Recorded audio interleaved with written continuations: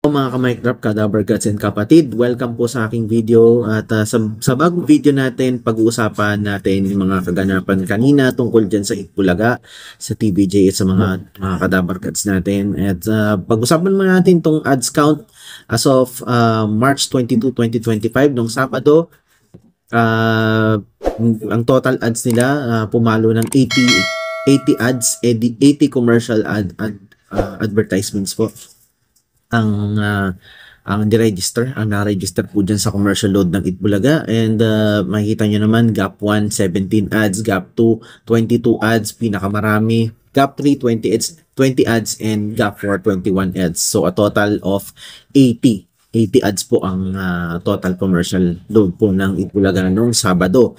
Samantala, nung March 15 naman, pinakamarami ang total ads ng Itbulaga na umabot sa 89. So makikita natin dyan, Gap 1, 22 ads, Gap 2, 23 ads, Gap 3, 21 ads, and Gap 4, 23 ads. So pinakamarami po dyan yung Gap 2 tsaka Gap 4. Makikita natin consistent yung kanilang commercial load.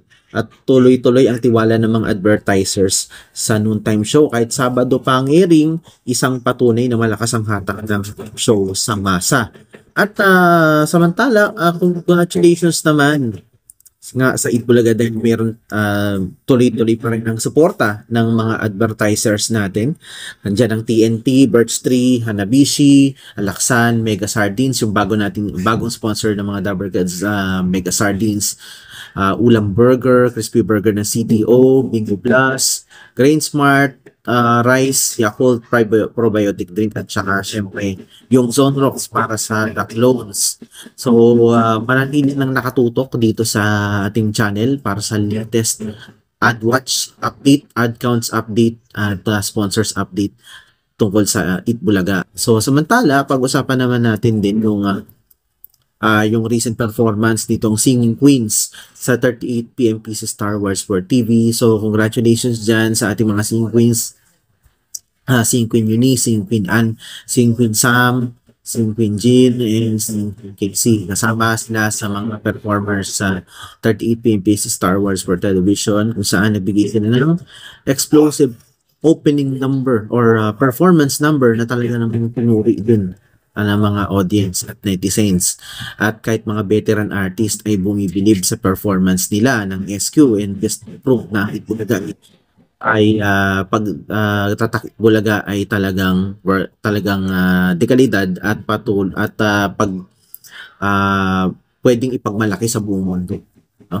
So this just prove din na PBA patuloy pagbibigay ng platform para sa mga bagong talents. At samantala, pag-usapan din natin yung Sugod Bahay, Sugod Campus, mga kapatid, sa darating ng March 29, 2025. So, confirmed na nga na matutuloy yung Sugod Campus, yung kanilang second campus, at hindi pa man ina-announce yung eskwelahan na kanilang susugurin sa Sabado, March 29, 2025. Excited na yung mga Dabber Cats natin, lalo na yung mga Gen Z natin, na kung ano man yung eskwelahan na kanilang susugurin, at siguradong jump pack na naman ito, at dadagsain na naman ng mga estudyante dyan, kasi ang mga estudyante natin, lalo na yung mga Gen Z, yung mga Gen Z millennials natin na estudyante, alam naman natin yan, pag estudyante, puro mga millennials yan, at Gen Zs, at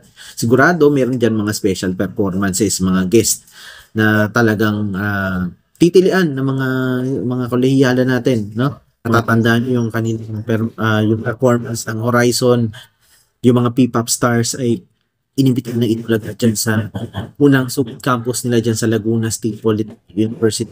So asahan natin na mas marami pang sorpresa, at syempre yung Give Me 5, hindi mawawala yung Give Me 5, tsaka yung pamimigay ng papremyo at kasiyahan sa ating mga Dabber Cats natin dyan na estudyante. So kung estudyante, ano mang eskwelahan yan na susugur nila, abangan natin yan. Yan ang dapat nating abangan, surprise niya. Kaya hindi natin tatawaging Itbulagayan kung walang surprise. Kung estudyante ka man sa eskwela na to, ihandaan nyo na yung sarili nyo. Ihandaan nyo na yung sarili nyo. Yung inyong energy, baka ikaw na yung susunod. Malay mo, ikaw yung maging kasali sa Academy 5. Samantala, pag-usapan natin itong pangunang data service ng data survey na inilabas ng DZRH noong nitong nakaraan lang, at kung saan nangunguna si Tito Soto, si Tito Sen bilang number 1 senatoriable, number 1 choice ng mga botante sa susunod sa darating na eleksyon sa Mayo. At sa pinakahuling DZRH survey nga, nangunguna nga si Tito Sen sa isang major region sa nalalapit na 2025 elections, at walang iba kundi ang region na yun, walang iba kundi ang Calabarzon, Region 4A. Bagamat marami ang nagre-react, maraming nagre-react, merong natutuwa, meron namang hindi makapaniwala, at meron syempre hindi mawawala yung mga bashers na hindi matanggap na number 1 pa rin si Tito Sen sa mga survey, sa kabila ng lahat ng pambabashing sa kanya, no?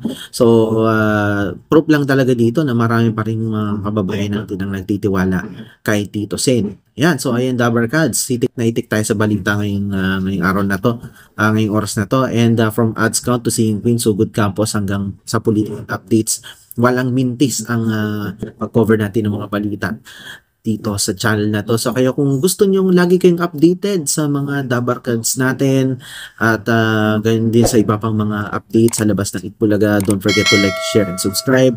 And don't forget to visit my website, www.lmpbdigital.com. So maraming salamat sa panonood. Hanggang sa susunod na video, ingat kayo palagi.